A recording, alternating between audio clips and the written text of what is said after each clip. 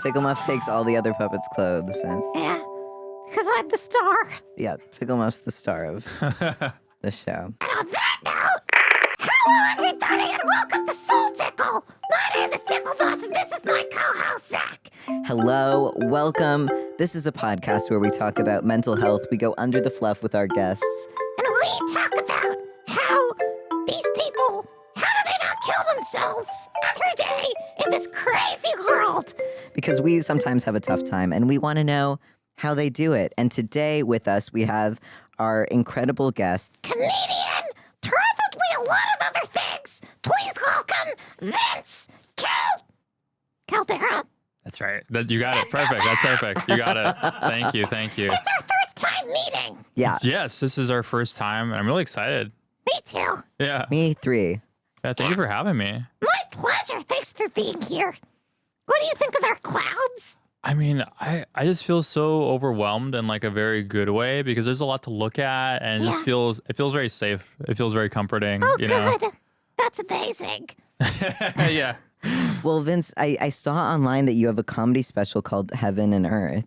Yes, that is a special that I recorded earlier this year at Upright Citizens Brigade. Wow. And I have a project that's coming on Thursday, October 9th, called Up and Coming. It's a project that I'm really excited about because I talk a lot about like my family and my community, and that's something that's very important to me. Nice. And so it's cool to finally be able to share that with the world. That's so exciting. I can't wait. By the time this comes out, it might already be out. So where can people find that? Yeah, you can find it on Veeps. It's Nice. on Veeps, and you can buy your ticket to watch it there.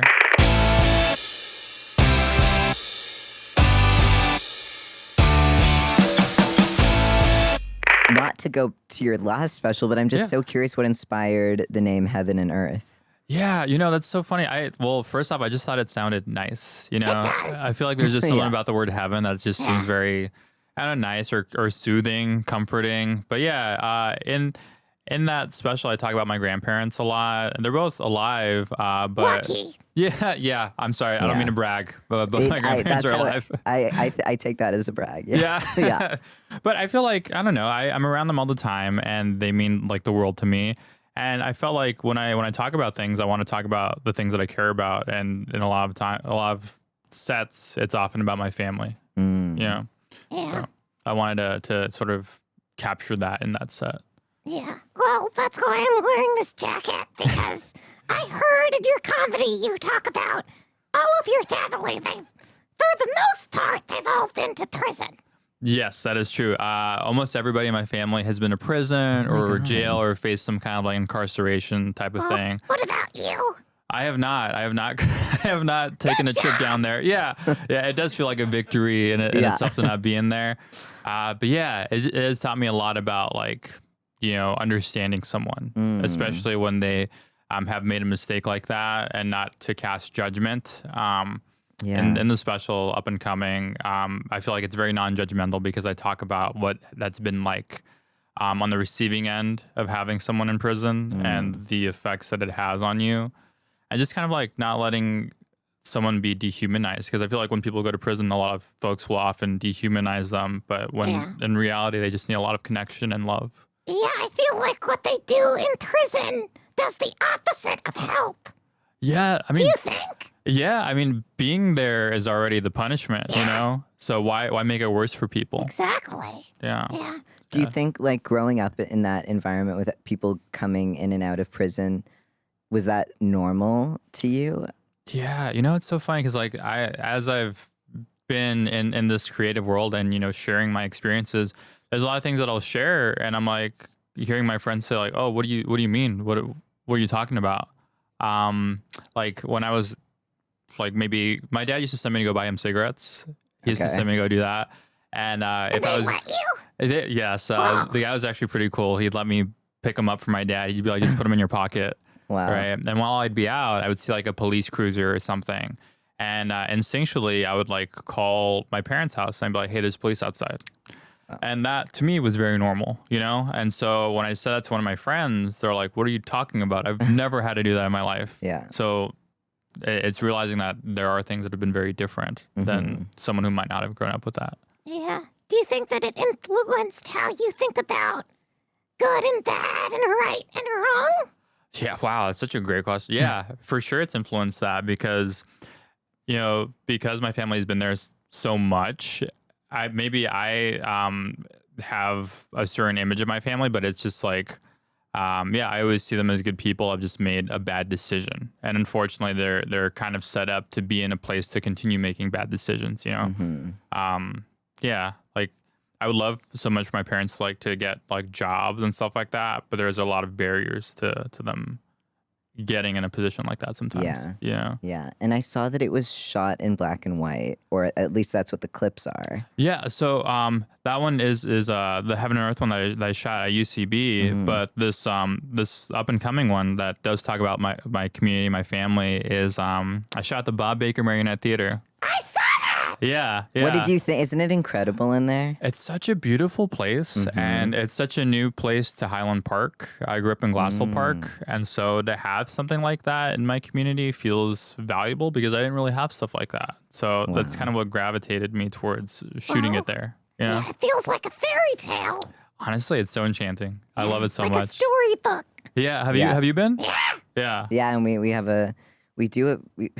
done like fundraiser shows there. They rent out the space for fundraisers, I believe. Yeah. And we have one coming up in November. Oh, cool. So excited. Please give me the date and I'd love to show up and support. Yeah. Oh, thank you. That's so nice. Yeah.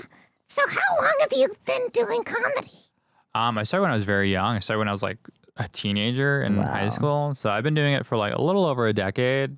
I've been a fan of comedy for like longer than that. Yeah. So it's been nice being able to like watch someone on television and then you meet them in real life as you're pursuing this, What's that like? It's cool because it's I don't know. It's crazy. I feel like when you're like, when you're younger, you're like, TV feels so far off. But then you're like, oh, I just saw this person I saw in like this glowing box at this coffee place or at this open mic in Atwater or whatever, Yeah. It feels cool, I feel like it just makes the world feel smaller. Yeah. And I think that's what's cool too, is that it feels small and then you're able to meet other people and like connect on ideas and, share them and express them. And that feels cool too, because it makes it kind of feel tangible. Or like, I can meet these people. It makes it feel not unattainable. You're like, it's within, the world is small enough that this is not crazy. It's within reach. Yes. Yeah. Yeah. And it's also cool just to like know that, people are approachable. Because sometimes I think in the beginning for me, I don't know if this felt like this for you too, but it felt very intimidating. Totally. Or almost sometimes I felt like scared to share an idea because I'm like, is this going to be good? Is this going to be worthwhile? But as you find your tribe, it's cool to have people that are like, oh, I love the spit that you did, or I love that you talk about this. Like that feels so encouraging. Totally. Yeah. I find sometimes it could be hard because there are a lot of lows. A lot of lows in comedy. Yeah. Yeah, that's what I said. Yeah. How do you deal with those moments?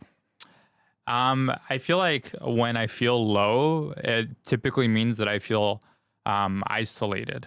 So if I feel isolated, then I feel like the best remedy for that is to find a friend or someone that is like-minded where I can share an idea and feel like I'm contributing to something. So I'll maybe have like a writing session with a friend or a group of friends just to be like, oh, I'm not crazy. I am good at this. I am sharing something that feels worthwhile. And that kind of brings me out of it because someone will be like, that's such a good thing. Pursue that. And that makes me feel better. Yeah. Yeah. I like that. Yeah. What do you do? Oh, I think that I should do that. Yeah. Well, because, I agree. When you're feeling low, it usually means that you are feeling fragmented from the whole. Like you don't feel connected. And so I love that your solution or remedy is to reach out. Yeah. And it's funny because like I used to feel, I guess, the most isolated when I would bomb, but I feel like those are the most fruitful moments because that's when you're learning the most. It's like, okay, this didn't work, but why? Like, am I not feeling completely in it? And if so, why is that? And then just kind of like pulling back a bit and figuring out what's wrong. Maybe not with a joke, but what's wrong with the way that I'm feeling. Yeah. Yeah. Have you ever bombed because you're on autopilot and you're just doing the scripted thing, and then it bombs, and you're like, but this worked every other time. 1,000%. Yeah. Yes. Yeah. And it's one of those, and it's one of those things where like to remove myself from that autopilot and feel present. And sometimes for me, feeling present seems so hard sometimes. And I'm like, what can I do to get back into that rhythm? But yeah. Does that even mean like adding one new thing or one new line or way you say it just to make it different for yourself? I think so, because if I'm excited to try out that one new thing, I feel more in it, and I feel more and I also feel like there's something at stake here, because Totally. I want to grow with every performance. So even if there's like one tag, it's like, okay, I had the bravery to try that. Yeah. Even though I'm so comfortable in that set, Yeah. I did something new. Yeah, and maybe it's gonna be good. Yeah, and then you feel like a genius. You're like, Yeah. I knew it. I knew it. Yeah. I just got a wheel. Ticklemuff just got a wheel. You got a wheel.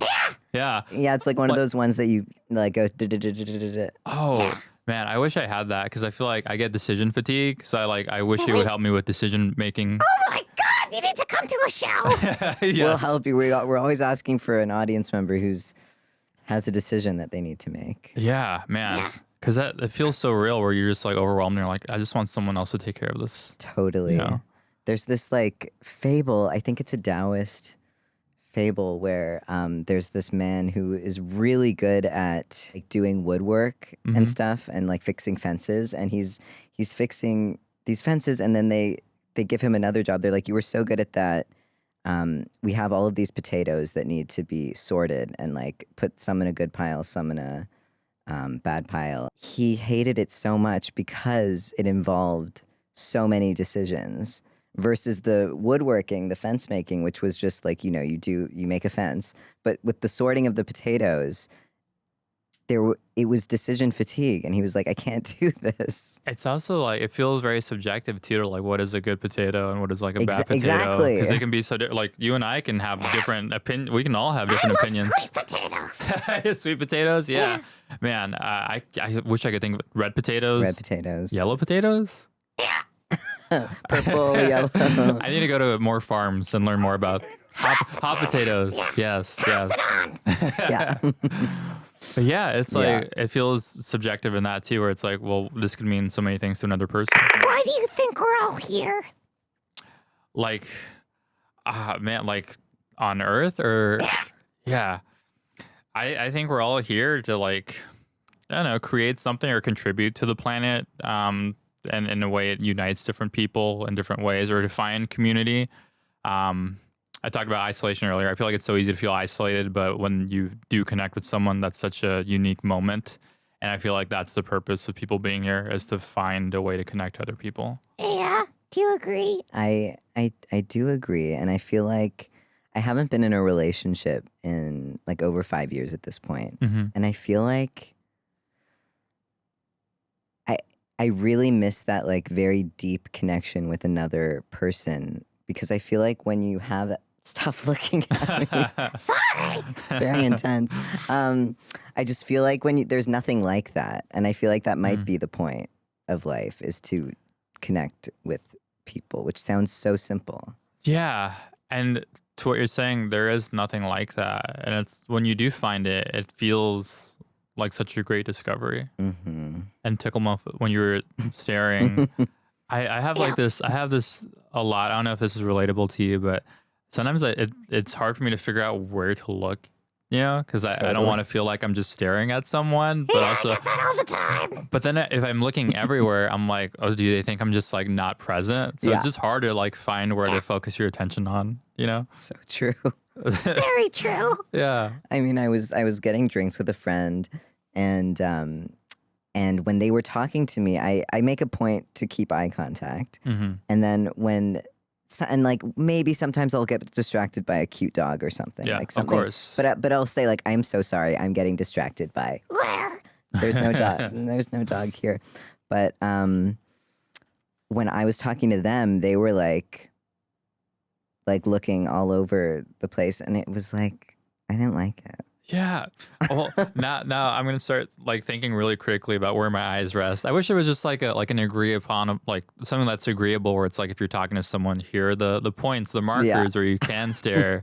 or like how often I can like just look this way and for how long. Three times. 3 times. Yeah. I get 3 breaks, 3 eye breaks. Yeah.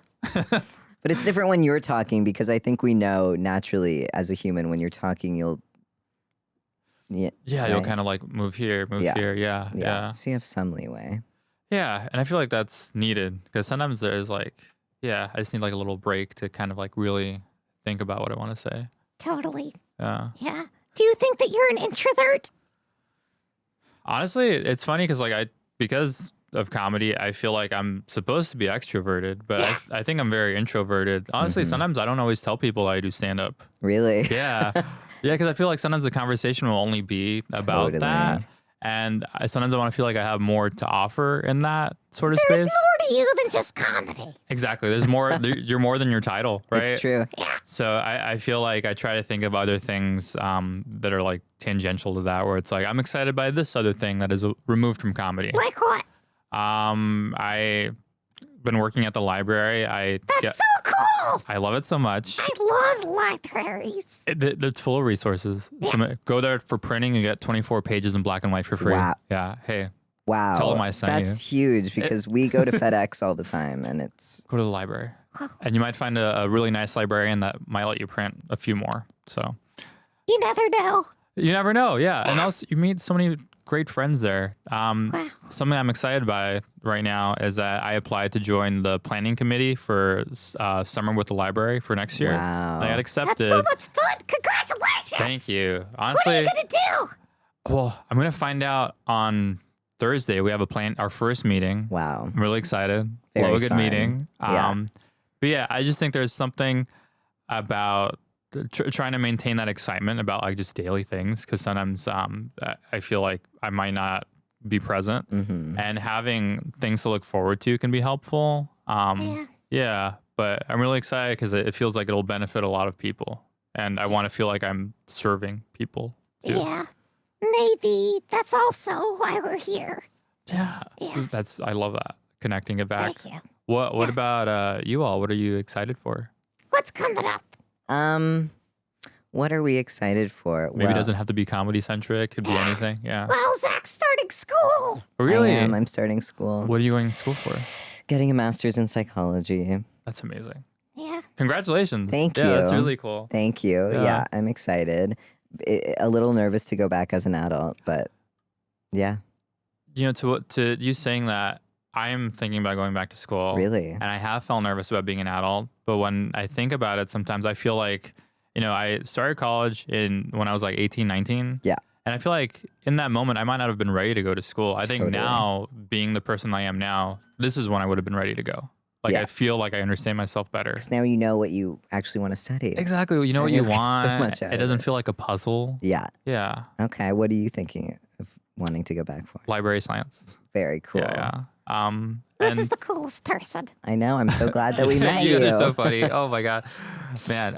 But also being in the library space, everybody's so supportive. My position isn't a librarian, but it's like something that's adjacent to that.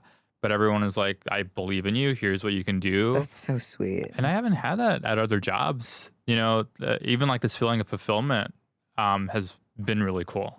Because every other day I just felt like you go to work, that's it. Yeah. Now every day's exciting. Wow. Did you enter it as like a part-time job? Yeah. Wow. Entering it as a part-time job this year, just because I needed like money and I needed to have more things to fill my time. But it's really, in the course of a few months, it's just changed my perspective on what I could be, what I Wow. can be doing, and what I can give. Wow. And that feels really nice. That is so inspiring. Yeah, man, I hope more people can feel encouraged to do that sort of stuff. Yeah. Yeah. Because, I think the hardest part about the part-time job world is that it's unfulfilling. Yeah. So that's crazy that you stumbled into this. Yeah, a friend helped me Yeah. out with it too. So it's also good when your friends help you get to that next step too. Yeah. Yeah. Friends are the cement of life.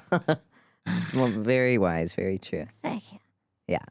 Well, Vince, where can people find you? Yeah, you can find me online. My handle across, I think, all socials is at Vince Caldera. It's just my name. Yep. And then my special drops October 9th on Veeps. Please check it out. Really appreciate that. Very excited. Well, Vince, thank you so much for being here. Thank you so much for having me. I loved this. I love you. Oh, love you too.